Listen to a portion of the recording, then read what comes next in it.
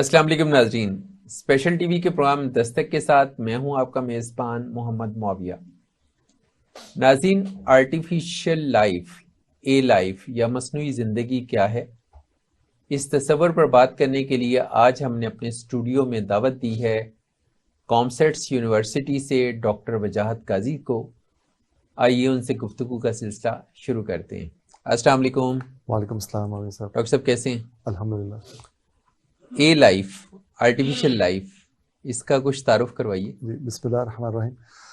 اچھا، artificial life, اچھا science کے اندر جو کائنات کے بعد جو سب سے انٹرسٹنگ چیز ہمیں نظر آتی ہے وہ لائف ہے، اور سائنٹیفک کیوریوسٹی جو ہے کہ لائف ہے کیا چیز۔ اس سے پہلے تو ہم یہ سمجھتے آئے کہ جیسے انسان ہے یا جاندار ہیں وہ پیدا ہوتے ہیں اور پھر ان کے بعد ان کا اینڈ آف لائف آتا ہے، اور اس دوران ان میں ایوولوشن ہوتی ہے، وہ بڑے ہوتے ہیں، ان کے جسم میں، ان کے ذہن میں، سوچنے کے انداز میں تبدیلی آتی ہے۔ اور سب سے چیز امپورٹنٹ یہ ہے کہ جتنے بھی جاندار ہیں ان میں ایک بڑی اہم پراپرٹی ہے، وہ ہے ریپروڈکشن کی۔ تو کیا لائف یہی ہے؟ تو اس کو سمجھنے کے لیے کہ زندگی کیا چیز ہے، تو ہم لوگوں نے 3 طرح کی آرٹیفیشل لائفس کی اوپر بات شروع کی۔ ایک کو ہم کہتے ہیں ہارڈ لائف، ایک کو ہم کہتے ہیں سافٹ لائف، اور ایک کو ہم کہتے ہیں ویٹ لائف۔ ان تینوں کا جو مقصد ہے وہ یہی ہے کہ ہم یہ سمجھ سکیں کہ زندگی ہے کیا چیز۔ اچھا، اب اس کو سمجھنے میں سب سے اہم پہلو ہے وہ یہ ہے کہ کیا ہم لوگ ایک ایسی آرٹیفیشل لائف بنا سکتے ہیں ان چیزوں سے جو جن میں خود لائف کا ایلیمنٹ نہیں ہے، جو نان لیونگ ہے۔ تو یہاں سے جو آرٹیفیشل لائف کی بنیاد پڑتی ہے۔ اچھا، اب اس کا یہ ہرگز مطلب یہ نہیں ہے کہ ہم یہ کہیں لی کہ آرٹیفیشل لائف کے ذریعے ہم نے کوئی جاندار چیز بنا دی ہے۔ ہم ٹوٹل بات کر رہے ہیں سائنٹیفک پوائنٹ آف ویو سے۔ تو سائنٹیفکلی دیکھا جائے تو ہم یہ کہتے ہیں کہ کوئی بھی چیز جس میں اینیمیشن ہے، جو اینیمیٹ ہوتی ہے، ٹھیک ہے، تو یہ ایک پہلا سائن ہے کہ وہ الائیو ہے۔ پھر دوسرا ہے کہ اس میں کسی قسم کی ریپروڈکٹیو میکانزم ہو، تو ہم کہتے ہیں کہ یہ بھی ایک سیکنڈ پراپرٹی آ گئی جو لائف کی ہے۔ اس طریقے سے اور بھی اس میں چیزیں شامل ہو جاتی ہیں، مگر سب سے اہم پارٹ ہے بایولوجیکل، کہ اس میں بایولوجیکل پارٹ ہوگا تو ہم کہتے ہیں وہی۔ مگر آرٹیفیشل لائف نے ہمیں ایک نیا پہلو دیا، لازمی نہیں ہے کہ کوئی بایولوجیکل پارٹ ہی ہو، ٹھیک ہے۔ یہ جو تمام پراپرٹیز ہیں یہ ہم لوگ نان لیونگ سے بھی جنریٹ کر سکتے ہیں، یعنی وہ روحانی زندگی سے مختلف لائف ہے۔ مختلف لائف ہے۔ اس بنیاد پہ یہ ہم ایک فلسفے کی روح سے ایک سوال اٹھا سکتے ہیں کہ کیا یہ زندہ ہے یا نہیں ہے۔ تو ابھی جو سائنس ہے وہ یہ کہتی ہے کہ زندگی، جس کو ہم زندہ کہتے ہیں، الائیو کہتے ہیں، اس کے لیے بایولوجیکل کمپوننٹ ہونا ضروری ہے۔ تو پھر یہاں پر وہ جو 3 ٹائپس کی میں نے بات کی، ویٹ، ہارڈ اور جو سافٹ ہے، اس پہ پھر کیا فرق آ جاتا ہے؟ تو اس میں فرق یہ آتا ہے کہ جب ہم کہتے ہیں کہ ہمارے پاس کسی قسم کی سافٹ لائف ہے، تو ہم نے کمپیوٹرز کے اندر کوئی اینیمیٹیڈ چیز بنا لی جو اینیمیٹ کر سکتی ہے، اس میں کسی قسم کا انٹیلیجنس اے آئی ٹائپ چیز ہم نے ڈال دی، اور اس کے اندر وہ تمام پراپرٹیز ڈالنے کی کوشش کی جیسے کہ کسی ایک جاندار میں ہوتی ہے۔ تو ہم نے کہا کہ یہ ایک آرٹیفیشل لائف ہے۔ جو ہمارے پاس ہارڈ لائف ہے اس میں ہم لوگ ایٹونومس روبوٹس کی بات کرتے ہیں، جس کو دیکھتے وقت آپ کو لگتا ہے کہ یہ شاید کوئی کسی اینیمل کا بیہیویئر میمک کر رہے ہیں، کسی جاندار کا بیہیویئر میمک کر رہے ہیں، جیسے سافٹ روبوٹس ہو گئے یا ہیومنائڈ روبوٹس ہو گئے۔ تو یہ، اور ان میں کسی قسم کی انٹیلیجنس آ گئی، اور جو کچھ بیسک کریکٹرسٹکس ہیں لائف کی وہ ڈالتی۔ تو ہم نے کہا یہ بھی آرٹیفیشل لائف کے زمرے میں چلا جائے گا۔ جو ویٹ لائف وہ سب سے انٹرسٹنگ ہے، اس میں ہم کمپیوٹرز کو استعمال کرتے ہیں to write down the sequence of genome, جسے آپ ڈی این اے والا بناتے ہیں، اور وہ لیا اور پھر ہم نے جا کے لیب میں جا کے کیمیکلز کو یوز کرتے ہوئے، جس کے مطلب ویٹ لیبس میں جا کے ہم ان کو ایکچولی مینوفیکچر کرتے ہیں، بناتے ہیں، اور پھر ان سے ہم لوگ ڈفرینٹ بیکٹیریاز کیا کر رہے ہیں، سیمولیٹ کر رہے ہیں، ان کو بنا رہے ہیں۔ تو یہ 3 طرح کی آرٹیفیشل لائفس کا اس ٹائم موجود ہے۔ ٹھیک ہے، اس میں ہارڈ لائف کے بعد سافٹ لائف کا کنسیپٹ آیا، اور جو ویٹ لائف ہے وہ زیادہ ریفائنڈ ہے اور وہ نیئر ٹو جو ہماری ریئل لائف ہے اس کے زیادہ قریب ہے۔ اچھا، میں تینوں جو ٹائپس ہیں وہ کس نہ کسی انداز میں ریئل لائف کی چیزوں کو میمک کر رہے ہیں، مگر جو ویٹ لائف ہے یہ ہم کہہ سکتے ہیں کیونکہ انسان بایولوجیکل کمپوننٹ ہے سے بنا ہوا ہے، اور بایولوجیکل سسٹم جتنے بھی ہیں وہ کیمیکلز پر بیس کر رہے ہیں۔ تو ہم یہ کہہ سکتے ہیں کہ ابھی ہم نے پہلا سٹیپ لیا ہے جس میں ہم لوگ جو کیمیکل بیسڈ جو لائف فارمز ہیں آرٹیفیشل ان کو بنانے کی کوشش کر رہے ہیں through biochemistry and other things. اس میں کیمسٹری، بایولوجی اور جو کمپیوٹر سائنس ہے، کمپیوٹر سائنس، میتھس، ہوں، ان تمام کا استعمال ہو رہا ہے. اچھا تو اس میں بہت دور کا یہ سوال بن جائے گا شاید پلیز. کہ کیا اسی میکینزم سے یہ تصور کیا جا سکتا ہے کہ کوئی ریئل جو ہیومن ہے یا کوئی اور مخلوق وہ تخلیق ہو جائے گی اس کے راستے؟ اچھا یہاں پہ دو، جیسے میں نے پہلے بات کی کہ یہ الائیو نہیں ہے، ہم نے یہ بات پہلے یہاں پہ کلیئر ہو گئی. اب ہم نے یہ بات کی کہ کیا ہم لوگ آرٹیفیشل ہیومنس جو اینیمیٹ ہو سکتے ہیں وہ بنا سکتے ہیں یا کسی قسم کی آرگنزم. تو یہ بنیادی طور پہ آرٹیفیشل لائف کے اندر جو ایتھیکل کنسرنز ہیں یہ اس کا پہلا کنسرن ہے کہ ہم لوگ کوئی ایسی چیز پروڈیوس نہیں کریں گے ایتھیکلی جو کہ کسی قسم کی جو سوشل یا ریلیجیس امپلیکیشنس جس میں آتی ہوں. کیونکہ جو ہم آرٹیفیشل لائف کی بات کر رہے ہیں اور جن کو نہیں پتہ کہتے ہیں وہ نیم حکیم خطرہ جان، تو نام سے لگتا ہے کہ آرٹیفیشل لائف ہے اور پہلی چیز میں کیا کہ جاندار ہے. تو اسی وقت ہی ڈفرینٹ قسم کی جو امپلیکیشنز ہیں وہ سامنے آ جاتی ہیں ایتھیکل. تو ان کو فی الحال تو کنٹرول رکھنے کے لیے یہ چیز ابھی اس کے اوپر تمام جتنے بھی ریسرچ کمیونٹی ہے وہ اس پہ ایگری کر رہی ہے کہ ابھی ہم لوگوں نے آرٹیفیشل جو ہیومنز ہیں یا ایسے آرگنزمس کو ہم لوگوں نے آرٹیفیشلی نہیں کنسٹرکٹ کرنا جو کہ اس طرح کے ایتھیکل کنسرنس کو ریز کرے. اچھا اس میں ابھی تک کچھ ایسی ڈیولپمنٹ ہوئی ہے جس کو ہم کہہ سکیں کہ یہ واضح طور پہ اس کے مظاہر جو ہیں وہ اب نظر آنا شروع ہو گئے؟ جی بالکل، ہم اس کو ایسا انڈرسٹینڈ کر سکتے ہیں کہ کبھی آپ نے یہ دیکھا ہو کہ جو آسمان میں پرندے جب اڑتے ہیں تو وہ ایک خاص قسم کے فارمیشن میں ہوتے ہیں، یہاں جاتے جاتے اچانک سے مڑ کے سے چلے جاتے ہیں. تو یہ بیہیویئر کیا ہے؟ اچھا آپ نے جب اسٹڈی کیا اس طرح کے بیہیویئر، یہ ہے سوام، ایک سوام کی شکل میں وہ موو کر رہے ہیں، ٹھیک ہے نا. اور جب کسی اب ان کا بیہیویئر یہ ہوتا ہے کہ ان کی پرندے خوراک کی تلاش میں ہوتے ہیں. اچھا جو لیڈ کر رہا ہوتا ہے وہ اس لیے لیڈ کرتا ہے کہ اس کو لگتا ہے کہ اسے کہیں پہ خوراک نظر آئی ہے، اور جب وہ تمام کو انفارم کرتا ہے تو سب کے سب اس کے مطابق اس کے پیچھے چلتے ہیں. مطلب ایسا نہیں ہے کہ وہ لیڈر ہے وہ اس کے پیچھے بس وہ آنکھیں بند کے چلتے جا رہے ہیں، باقی بھی ساتھ ساتھ کیا کر رہے ہیں؟ تلاش کر رہے ہیں. پھر ان میں سے کسی ایک کو نظر آتا ہے کہ وہ خوراک جو اس کو پیچھے جا رہا ہے اس سے زیادہ نزدیک یہاں پڑی ہوئی خوراک ہے، پھر وہ لیڈر بنتا ہے، پھر وہ لے کے باقی ان کو چلتا ہے. تو یہ کس طریقے سے پوری کمیونٹی ہے جو موو کر رہی ہے اپنے آبجیکٹو کو میٹ کرنے کے لیے.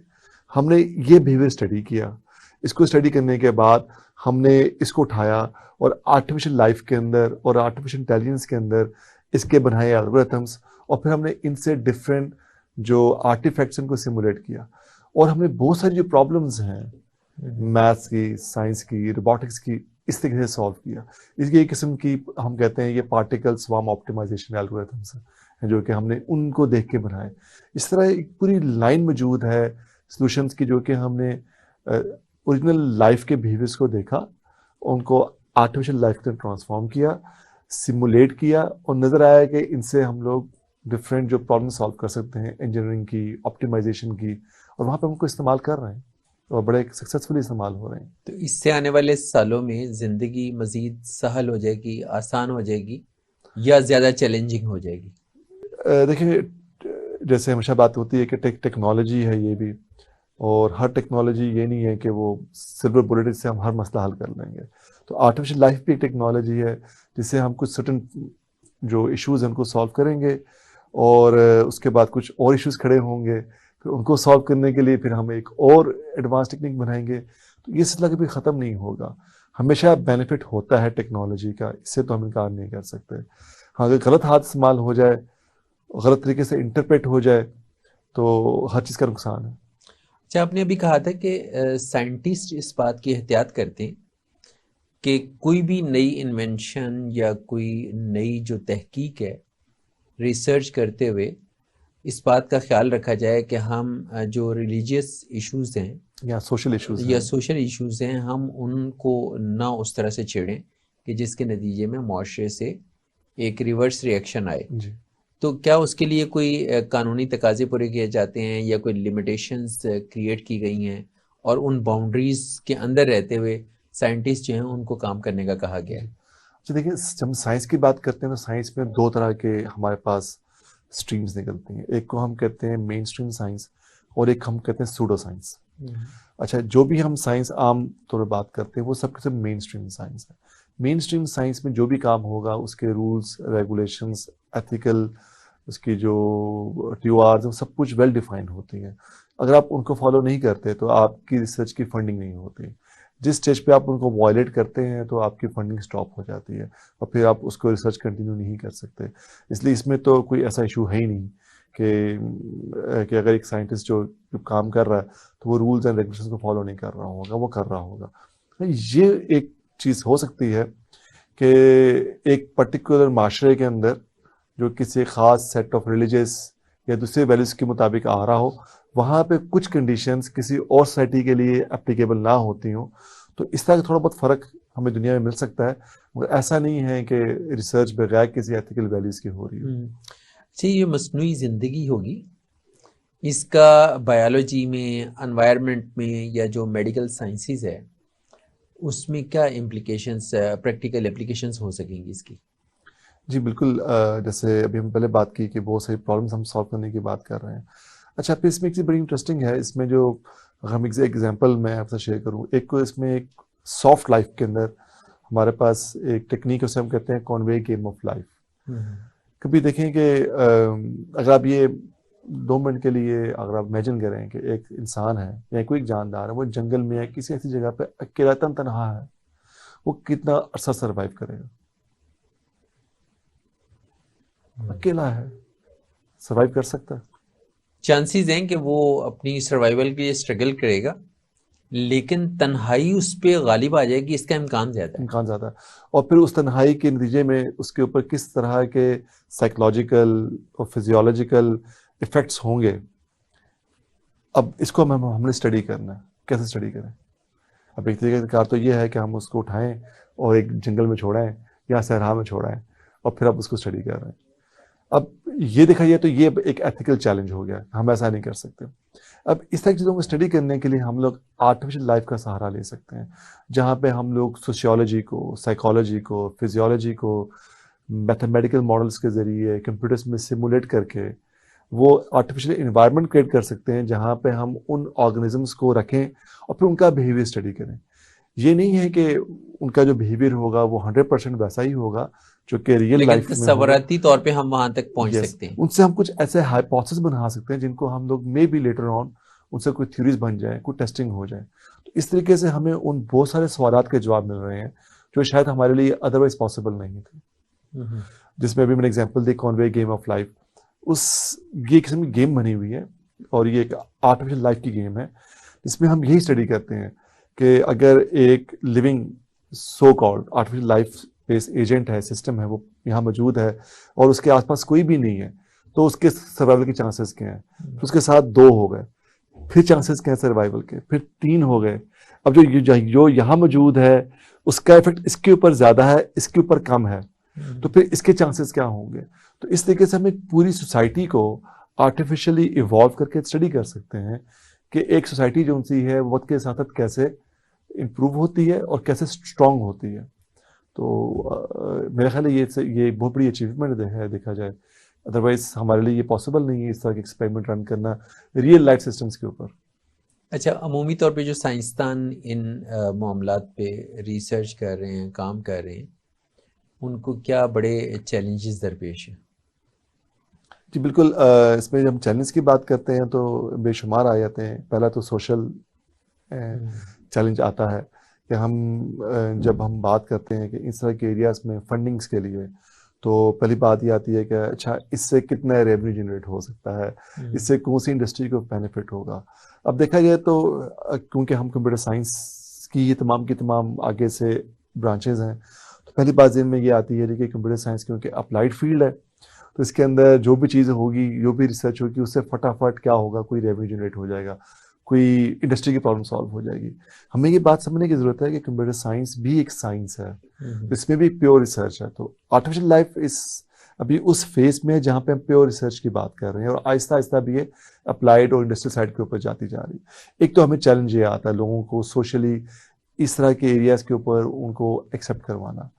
دوسرا جو نام ہے وہ آرٹیفیشل لائف ہے. یہاں پہ جب بات ہوتی ہے تو لوگوں کے ذہن میں ایک دم یہ آتا ہے کہ شاید ہم کچھ ایسے کام کرنے کی بات کریں جو کہ ریلیجیسلی چیلنجنگ ہو سکتی ہے. تو جب کہ ہم اگر یہ بات سمجھ جائیں کہ یہ آرٹیفیشل لائف کی بات ہو رہی ہے totally based on scientific aspects, جس کے اندر روحانیت، روح اور اس کے زندہ ہونے کا کوئی عمل دخل نہیں ہے. یہ تین چیزیں سیپریٹ ہے، صرف بیہیویئر یا فنکشنل ایسپیکٹ کی بات ہو رہی ہے لائف کی. تو یہ بات ایک تو چیلنج پروڈیوس ہو جاتا ہے. تیسرا انفراسٹرکچر، اس طرح کی اسٹڈیز کو پرفارم کرنے کے لیے آپ کو جس طرح کے ریسورسز چاہیے ہوتے ہیں کمپیوٹرز کے، وہ اویلیبل کرنا بہت مشکل ہو جاتا ہے.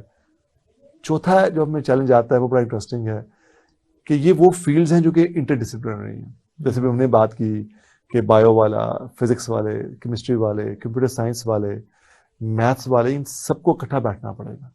تو ابھی ہمارے ہاں خاص طور پاکستان میں ابھی وہ کلچر ڈیولپ نہیں ہوا جہاں پہ ہم اکٹھے ڈفرینٹ ڈومین کے لوگ بیٹھیں اور اس طریقے سے غور و فکر کریں اور ایک دوسرے کی جو سائنٹیفک تھیوریز ہیں اور ان کے جو سائنٹیفک ایکسپیریمنٹس ہیں ان کو ایکسیپٹ کریں اور پھر مل کے کچھ ایک کمبائن میں چیز بنانے کی بات کریں. اگر یہ ہونا شروع ہو جائے تو میرا خیال ہے کہ چیزیں بڑی اچھی ہو جائیں گی ہم لوگوں کے لیے. لیکن پہلے کچھ عرصہ جب یہ کلوننگ کی بات ہوئی تھی جی، اور اس کے نتیجے میں جاندار ڈیولپ کیا گیا تو اس وقت بھی یہ کہا جا رہا تھا کہ تھریٹ ہو سکتا ہے ریئل لائف کو. جی. تو کیا آرٹیفیشل لائف میں ایک ایسی سٹیج آنی جائے گی کہ انسان پرفیکشن کے اس مرحلے میں داخل ہو جائے گا جہاں وہ ریئل لائف کو چیلنج کر سکتا ہے؟ اچھا، جو بڑی انٹرسٹنگ ہے وہ یہ ہے کہ جب ہم سائنس، انجینئرنگ، ٹیکنالوجی کی بات کرتے ہیں، اس نے کبھی بھی یہ کلیم نہیں کیا کہ پرفیکشن. اس نے ہمیشہ بات کی ہے آپٹیمائزیشن. سائنس کا جو جتنی بھی ہم ٹیکنالوجی کی اور سائنس ٹیکنالوجی کی بات کرتے ہیں وہ ہمیشہ آپٹیمائزیشن کی بات کرتے ہیں. پرفیکشن بہت ڈفرینٹ سٹوری ہے. میرا نہیں خیال کہ آپ کبھی بھی ریئل لائف کے اندر اور ریئل لائف سینیریوز کے اندر آپ کوئی ایک ایسی آرٹیفیشل چیز پروڈیوس کر سکیں جو کہ پرفیکشن کے اوپر ہو. وہ ہمیشہ آپٹیمائز ہی ہوگی. جب ہم آپٹیمائز کی بات کرتے ہیں تو اس میں کیا چیز آ جاتی ہے؟ اس کی پرفارمنس کسی حد تک ہونی چاہیے، اس کی ایفیشنسی کیا ہوگی، اس کی ایفیکیسی کیا ہوگی، اس کو بنانے میں کاسٹ کیا آ رہی ہے، لیبر کیا آ رہی ہے، ٹائم کیا آ رہا ہے. تو آئیڈیل سینیریو کبھی نہیں ملے گا آپ کو. ٹھیک ہے، ہمیشہ کیا ہوگا، آپ کو ایک فیزیبل چیز ملے گی اور اس میں جو دی بیسٹ ہوگی وہ آپ کا آپٹیمائز سولوشن ہے. تو اسی طریقے سے آرٹیفیشل لائف بھی کا بھی چیلنج یہی ہے کہ اس نے اس طرح کے آپ کو ٹولز پرووائڈ کرنے ہیں، مینس پرووائڈ کرنے ہیں جو کہ آپ کو آپٹیمائز وے میں چیزیں بنانے میں ہیلپ کر سکیں. اچھا، ابھی یعنی سائنس میں جب بھی کسی انوینشن میں کوئی خاص آپٹیمائزیشن کا مقام آتا ہے تو سائنٹسٹ اس سے مطمئن نہیں ہوتے. ان کا خیال ہے کہ اس کے بعد مزید بھی کچھ ہو سکتا ہے. تو اسی کیوریاسٹی کی بنیاد پہ وہ آگے بڑھتے رہتے ہیں. جی، اور اس میں جو بڑی انٹرسٹنگ ہے فلاسفیز میں ایک تھیوری ہے، اسے ہم کہتے ہیں تھیوری آف انکمپلیٹنس. وہ بڑی انٹرسٹنگ ہے. وہ یہ کہتی ہے کہ آپ نے آج ایک مسئلہ حل کیا تو جو اس کا سلوشن ہے نا، اس نے 100 مسائل اور کھڑے کر دینے. صحیح. ٹھیک ہے، پھر آپ ان میں سے کسی ایک کو پکڑیں گے، اسے حل کریں گے اور پھر وہ 100 اور آپ کے لیے سوال کھڑے کر دے گا. اور یہ ایک اینڈ لیس گیم ہے.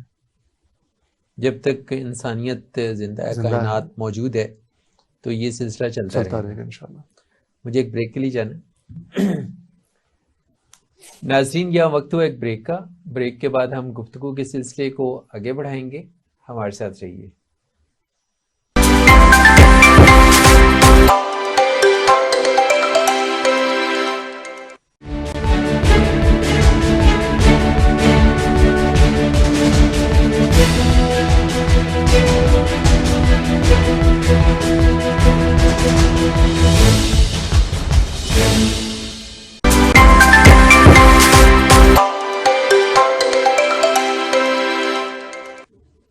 Welcome back.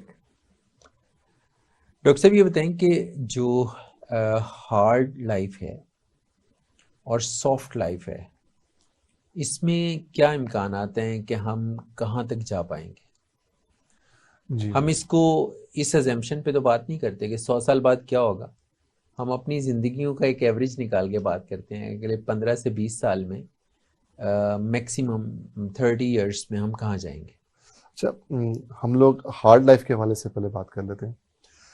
2015 میں نا، 14-15 کے آس پاس جو نیشنل سائنس فاؤنڈیشن ہے USA کی، انہوں نے اچھی خاصی فنڈنگ کی، اور ان کا جو آئیڈیا تھا وہ یہ تھا کہ ہم کچھ ایسے جو پروجیکٹس ہیں ان کو فنڈ کریں جس میں ہم اگلے 10-15-20 سال کے بعد اس طرح کے سسٹمز بنا سکیں، یعنی آرٹیفیشل لائف اور آرٹیفیشل انٹیلیجنس بیس سسٹمز بنا سکیں جو کہ انسانوں کے ساتھ بیٹھ کے کام کر سکیں.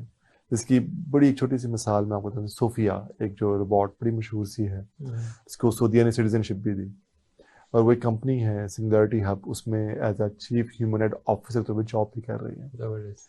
پھر جیا کے نام سے چائنا نے بنائی، جس کی شکل ہے جو پیرنٹس ہے روبوٹ کی، وہ بالکل ویسے ہی جیسے آپ اور میں بیٹھے ہیں، بالکل اس کی اسکن بھی ایسے ہی ہے، آپ ٹچ کریں تو آپ کو زیادہ محسوس ہوتا ہے جیسے آپ کسی اسکن کو ٹچ کر رہے ہیں. لیکن ابھی ٹیکنالوجی اتنی آپٹیمائز نہیں ہوئی، اتنی امپروو نہیں ہوئی کہ آپ ایک آرٹیفیشل اسکن کو ہاتھ لگائیں جو روبوٹس میں استعمال ہو رہی ہے وہ، اور جو آپ ریئل کو لگائیں تو آپ کو تھوڑا بہت فرق محسوس ہوگا. مگر ٹیکنالوجی 10 سال 20 سال 25 سال اور دیں تو یہ فرق بھی شاید کیا ہو جائے گا، لیکن ایک تھوڑا اہم بہت ختم سنگ ہو گا. میل تو طے ہو گیا. بالکل یہاں تک تو ہم چلے گئے کہ آپ نے انسانوں کی طرح کے دیکھ والے روبوٹس بنا دیے. اچھا، پھر یہاں بات ختم نہیں ہوئی. جاپنیز ایک مووی آئی تھی 2015 میں، اس کا نام تھا سائنارا، اور اس کے اندر ایک روبوٹ نے بیسیکلی ایکٹنگ کی ہوئی ہے، ٹھیک ہے، اور وہ ایکچولی روبوٹ ہے. جیمونائٹ ایف اس کا پورا نام تھا. اگر آپ کبھی انٹرنیٹ مووی اور ڈیٹا بیس میں جا کے سرچ کریں تو وہاں بڑی انٹرسٹنگ لکھی آتی ہے. وہ یہ ہے کہ یہ جو جیمونائٹ ایف ہے یہ ایکٹریس ہے، دیکھیں، اور یہ آرٹیفیشل لائف اور آرٹیفیشل AI بیسڈ ہے. تو دیکھیں جہاں پر ہیومنس کو ہم لے رہے تھے وہاں پہ اب آرٹیفیشل سسٹمس بھی کہ ہیں ہمارے ساتھ بالکل ایز اے پارٹنر کے طور پہ کام کر رہے ہیں. تو یہ پہلا ٹارگیٹ تھا جو کہ ہم نے کافی حد تک اچیو کر لیا. وہ جو چیلنج آتا ہے وہ یہ آتا ہے کہ ابھی ہم لوگ ایکسیپٹ نہیں کر رہے. ہماری ایز اے ہیومن بینگ ہمارے لیے ابھی اس کو ایکسیپٹ کرنا مشکل ہوا ہے کہ ہماری طرح کے نظر آنے والے جو روبوٹس ہیں وہ ہمارے ساتھ بیٹھ کے کام کریں. وہ شاید اس لیے بھی ہے کہ ابھی چونکہ اس کی تعداد کم ہے، ابھی وہ ایکسپیریمنٹل سٹیج سے گزر کے پہلی دفعہ سامنے آئے ہیں. تو جب یہ بلک میں آ جائیں گے اور ان کی پروڈکشن انڈسٹریل لیول پہ اتنی زیادہ ہو جائے گی کہ یہ ہمارے آس پاس بھی نظر آنا شروع ہو جائے گی، تو پھر ہمیں تو یقین آ جائے گا. وہ 10-12 ماوی ایسے ہی ہم نے رکھے ہوں جی ماوی صاحب رکھے ہوں. کیوں نہیں ہو سکتا ہے. اور یقیناً آپ، اور چیز بڑی انٹرسٹنگ ہے وہ یہ ہے کہ ان کو آپ لوگ ٹیلی آپریشن کے ذریعے کنٹرول بھی کر سکتے ہیں. آپ ان کو اٹانومی دے کے with the help of artificial intelligence آپ ان میں کسی قسم کا جو اٹانومس سسٹم کے طور پہ بھی آپ ان کو بنا سکتے ہیں.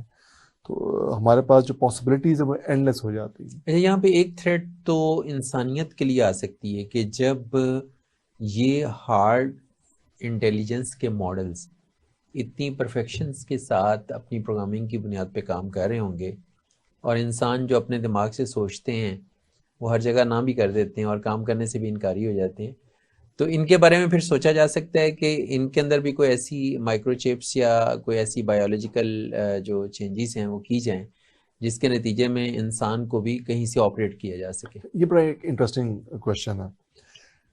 اس کا جواب میں ایسے دوں گا کہ میں اگر آپ سے یہ سوال کروں گا، سب ڈسکشن میں بات کرتے ہیں کہ انسان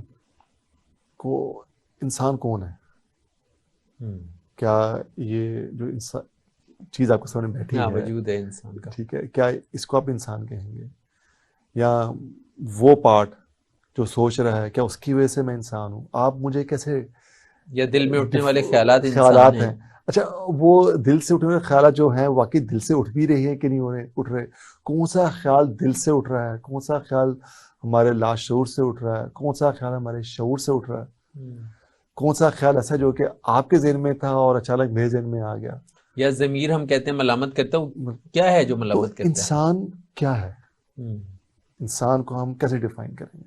انسان اتنی سمپل چیز نہیں ہے، بہت کمپلیکس ہے، بہت کمپلیکس چیز ہے کہ ہم کسی مشین کے اس طرح کے چند ہمارے بیہیویئرز کو ایکسپریس کر کے ہم یہ کہتے ہیں کہ انسان کی جو انسانیت ہے یا انسان ایز اے اسپیشیز کے طور پہ اس کو کیا خطرہ لاحق ہوا. ہم اتنے عرصے سے انسان جو سے ہیں وہ کتنی دور گزرے اور ہم چلتے جا رہے ہیں اور آگے جو سلسلہ ہے ایولیوشن کا وہ چلتا جا رہا ہے. ہم ایوالو ہوتے جا رہے ہیں, ہمارا نالج ایوالو ہوتا جا رہا ہے. تو میرا نہیں خیال کہ کسی بھی طرح کے ٹیکنالوجی سے انسان کی جو ایگزسٹنس ہے اسے کبھی خطرہ ہوگا. ہاں یہ ضرور ہے کہ ٹیکنالوجی اور انسان اور دوسرے جاندار وہ کو ایگزسٹ کریں گے اس سسٹم کے اندر. اور اگر اور یہیں پہ ہمیں کسی بڑے, اور قرآن اس کا جواب بھی دے دیتا ہے بڑے خوبصورتی کے ساتھ کہ جب قیامت کے روز حساب کتاب ہوگا تو اللہ تعالیٰ فرماتے ہیں کہ یقیناً جو گناہ گار ہیں اور جو جنت میں جانے والے لوگ ہیں ان میں میرا ذکر کس کا آیا ہے؟ انسانوں کا آیا ہے. دوزخ بھر دی جائے گی انسانوں سے, جنوں سے, پتھروں سے جن کی تم پوجا کرتے ہو. بڑے واضح الفاظ ہیں. جنت کی بشارت جب بھی دی گئی ہے مومنین کو دی گئی ہے. تو یہ چیز ہمیں بڑی طور پہ واضح طور پہ چیز بتا رہی ہے کہ انسان ہونے میں اور آرٹیفیشل لائف ہونے میں فرق کیا ہے. ان کا حساب کتاب نہیں ہے اس طریقے سے جیسے ہم لوگوں کا ہے. تو یہ ایک بڑی کلیئر لائن ہے جو کہ ہمیں اوریجن سے مل جاتی ہے. تو اس میں تو ہمیں کنفیوز ہونے کی ضرورت ہی نہیں ہے. صحیح. سافٹ لائف جو ہے اس کو تھوڑا ایکسپلین کیجیے جس طرح ہم نے ہارڈ لائف کو ڈسکس کیا. جی اچھا, آپ یہ سمجھیں گے جیسے کسی زمانے میں بچوں کے ہاتھ میں وہ ایک ٹام کیٹ کے نام سے ایک ٹوائے, وہ موبائل فونس میں گیم تھی, اس کو ہاتھ مارتے تھے ویسے اینیمیٹ کرتے تھے اپنے, وہ سمجھ لیں کہ وہ شروعات ہے یہاں سے. اب آپ یہ سمجھ لیں کہ اسی طرح کے جو کریکٹرز ہیں بچوں کے موبائل فونس کے اوپر ہیں, اور آپ ان کو, مجھے یاد ہے میری بیٹی جب چھوٹی تھی 2 سال کی دوسری کلاس میں تھی, اس نے مجھے کہا کہ بابا اگر آپ نے میرے یہ اس انجلینا کو برش نہ کروایا تو میں آپ سے ناراض ہو جاؤں گی. اچھا میں نے اس سے پوچھا کہ بھی کیسے ہوگا, تو وہ پوائنٹس بنتے تھے, آپ اسے پوائنٹس لیتے تھے, آپ ان کو برش کرواتے تھے, ان کے کپڑوں کا خیال رکھتے تھے, تو اور وہ پھر آگے اس کے مطابق انہوں نے آپ کو رسپونڈ کرنا, رپلائی کرنا. وہ پہلا بالکل شروعات ایکسپیریمنٹ سے یہ دیکھنے کے لیے کہ انسان ان اینیمیٹڈ کریکٹرز کے ساتھ کتنے اپنی بناتا ہے ایسوسیشن. تو اب جب ہم موو کر رہے ہیں آہستہ آہستہ تو ایک وقت یہ آئے گا جہاں پر یہی جو کریکٹرز ہیں آرٹیفیشل لائف بیسڈ ہو جائیں گے, جو ایک بچے کے ساتھ بھی وہ کیا ہوں گے, بڑے ہوں گے, وہ ڈیولپ ہوں گے اسی سافٹ ویئر کے اندر ہی, اسی ان کا پورا اپنا ایک ایکو سسٹم ہوگا, اپنا ایک گھر ہوگا, ایک مکان ہوگا جس میں وہ رہ رہے ہوں گے. آپ ان کے لیے اچھے سے فانوس خرید کے وہاں لگائیں گے اور وہ آپ سے خوشی کا اظہار کریں گے جیسے ایموشنز میں ہم کرتے ہیں. تو آرٹیفیشل لائف اور ریئل لائف دونوں اس طریقے سے ایک ساتھ کو ایگزسٹ کریں گی.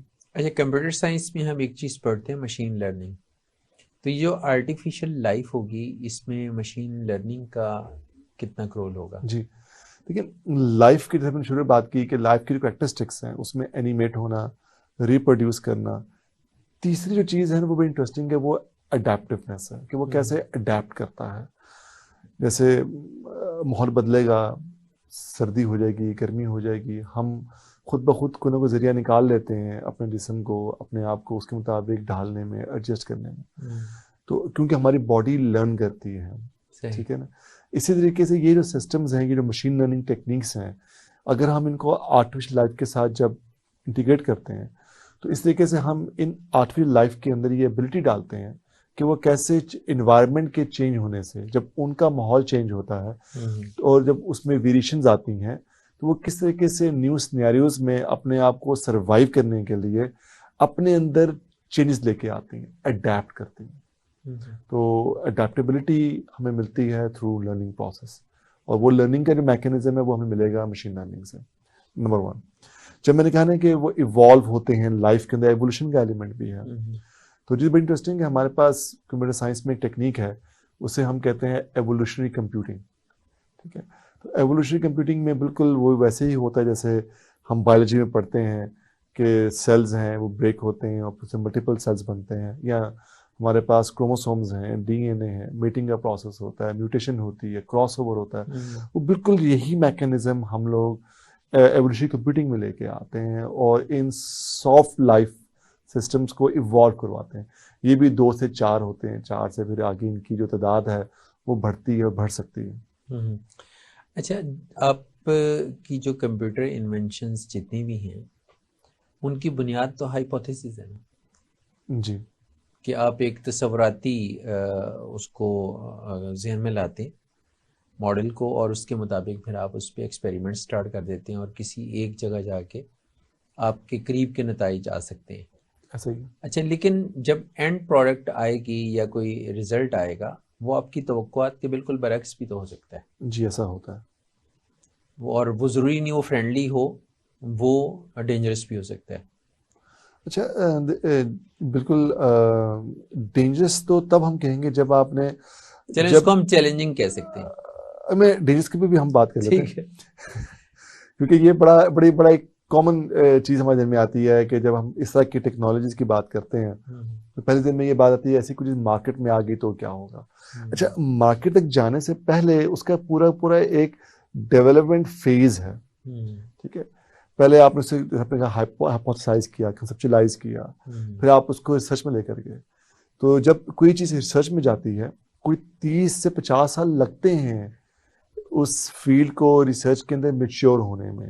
صحیح. اس سے پہلے کہ جب آپ اس کو انڈسٹری میں انڈسٹریلائز یا کمرشلائز کرنے کی بات کریں، بہت سارے ایسے آئیڈیاز ہیں، ریسرچز ہیں جو کہ کمرشلائز کی جا سکتی ہیں، انڈسٹری میں لے کے جایا جا سکتا ہے، مگر اس وقت بے شمار ریزنز ہو سکتی ہیں جس کی وجہ سے اس وقت کا جو انویسٹر ہے، اس وقت کی جو سوسائٹی ہے وہ اسے ایکسیپٹ نہ کر رہے، یا جیسے آپ نے کہا کہ چیلنجز ہو سکتے ہیں جس کی وجہ سے ہم کہیں گے اب بھی اس کو روک لو. پھر کیا ہوا، پھر وہاں پہ کوئی 15-20 سال وہاں لگ جاتے ہیں. ٹھیک ہے، پھر جا کر کہیں پر ہمیں کوئی 8 سے 10 سال ملتے ہیں اس کی پروڈکٹ ڈیولپمنٹ اور پھر اس کی مارکیٹ اور کمرشلائزیشن کی بات ہوتی ہے. تو آپ دیکھیں کہ کوئی 70-80 سال لگتے ہیں کسی ایک پروڈکٹ کو کنزیومر لیول پہ تک آنے میں فرام اٹس ایکچوئل کنسپچلائزیشن. تو آرٹیفیشل لائف بھی بالکل ایسی ہے کہ یہ کوئی آج کوئی نیا ورڈ میں نہیں بول رہا، اس کو کوئی 70-80 سال پہلے گزر چکے ہیں. اب یہ اس فیز میں ہے جہاں پر اب اس کی جو انڈسٹریلائزیشن کی بات کی جا سکتی ہے، اور ابھی بھی اس کو کوئی 15-20 سال لگیں گے کہ میرے اور آپ کے استعمال کے لیے وہ آئیں. تو ہو سکتا ہے کہ وہاں تک پہنچتے پہنچتے آپ کے پاس اتھارٹیز بیٹھی ہوئی ہیں جو کہ ریگولیشن کی اتھارٹیز ہیں، آپ کے پاس ایتھیکل ہیومن رائٹس جو سائنٹیفک جو کنسورشنز بنے ہوئے بے شمار، وہ اتنے زیادہ فلٹرز ہیں کہ وہاں سے گزرتے گزرتے ایسی کوئی پروڈکٹ کنزیومر لیول تک نہیں آئے گی جب تک وہ سیف نہ ہو ہیومنس یا سوسائٹی کے استعمال، اور سوسائٹی کے تمام سیگمنٹس کو وہ پراپرلی سیٹسفائیڈ نہ کر لے کہ یہ اس میں سیفٹی میئرز جو ہیں وہ پوری طرح سے جی آبزرو کیے گئے، ریزنیبل حد تک جب تک وہ سیٹسفائی نہ کرنا ہے. صحیح.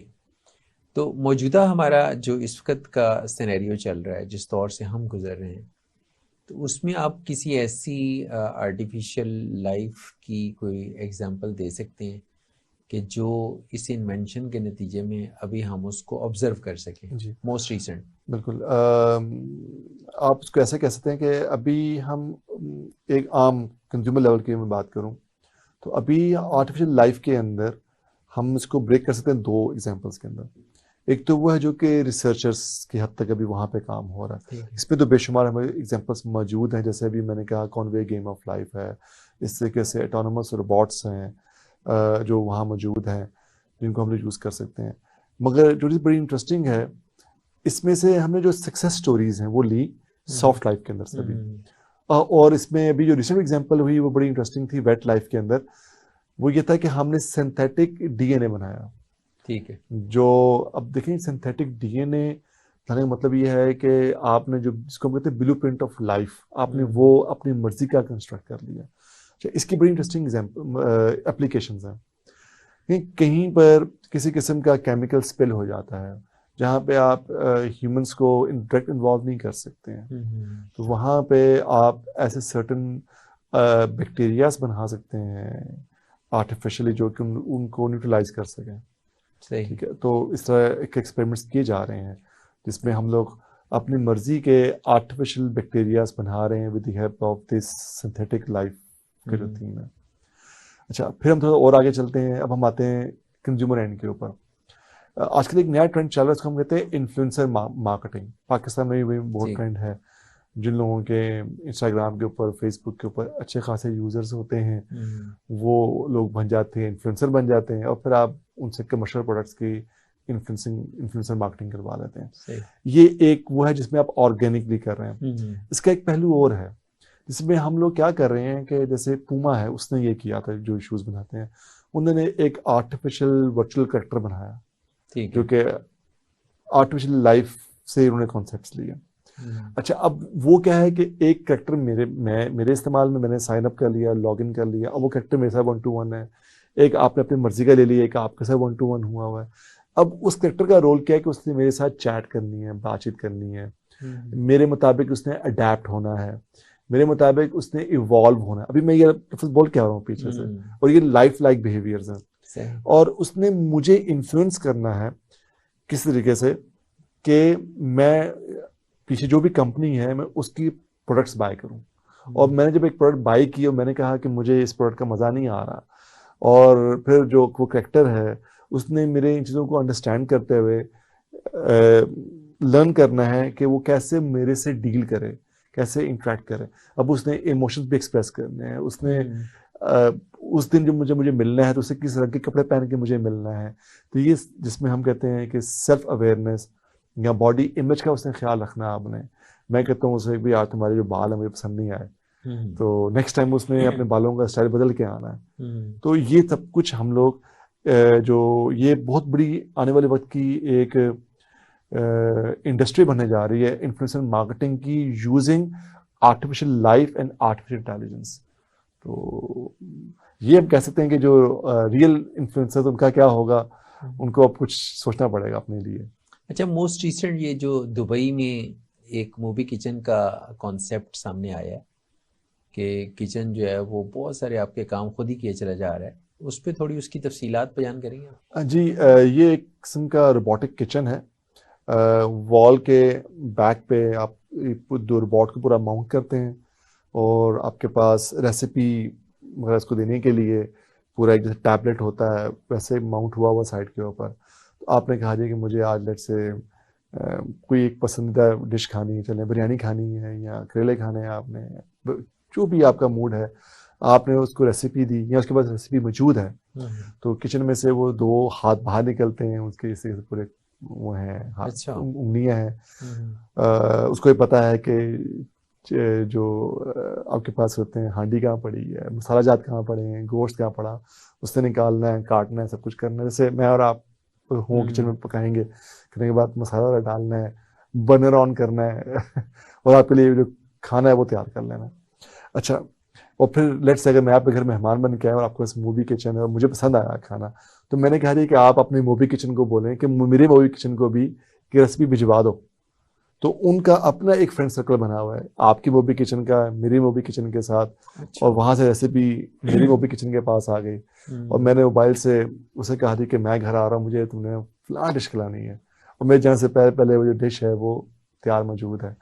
تو اب اس کی یہ دیکھنے میں جتنا نظر آتا ہے فیسینیٹنگ ہے, انٹرسٹنگ ہے, ایکسائٹنگ ہے, مگر اس کے ساتھ یقیناً کچھ سوال بھی اٹھتے ہیں کہ کیا اس کھانے میں ماں کے ہاتھ کا یا دادی کے ہاتھ کا یا بیوی کے ہاتھ کا یا بہن کے ہاتھ کا, یا جب بیٹی ہوتی ہے جب فرسٹ ٹائم کوک کرتی ہے یا آپ خود کوک کرتے ہیں تو وہ ذائقہ ہوگا یا نہیں ہوگا.